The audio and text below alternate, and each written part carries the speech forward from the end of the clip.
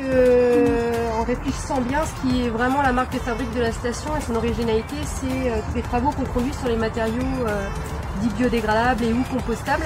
Donc ici, en culture de tomates, typiquement, on compare une tomate qui est conduite sur des matériaux entièrement plastiques, donc film polyéthylène, qui vont aller en collecte, ficelle et clips polypropylène, là qui pour le moment n'ont pas de collecte à proprement parler.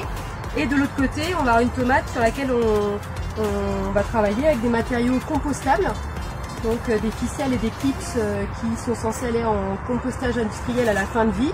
Et puis on va avoir parfois des films biodégradables qui vont être directement enfouis dans le sol, ou alors comme ici, sol nu, donc il n'y a pas du tout de paillage.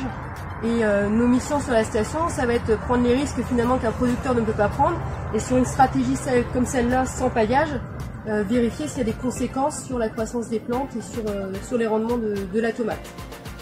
Alors, bon, pour tout ce qui concerne les matériaux compostables ou biodégradables, ça fait pas mal d'années qu'on travaille dessus, donc techniquement parlant, ça tient la route, ça tient la saison. Donc ça, c'est déjà assez rassurant. Après, il y a toute une approche économique qui va être faite.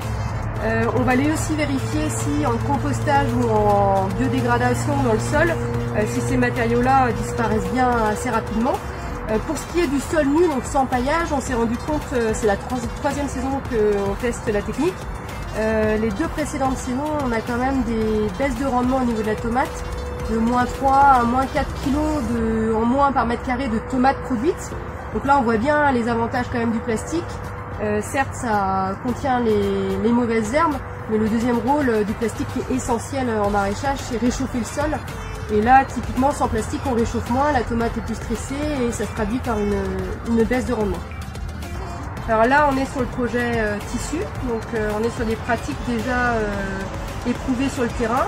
Et notre rôle aussi, c'est d'aller prendre plus de risques, d'aller plus loin, de trouver des alternatives à plus long terme.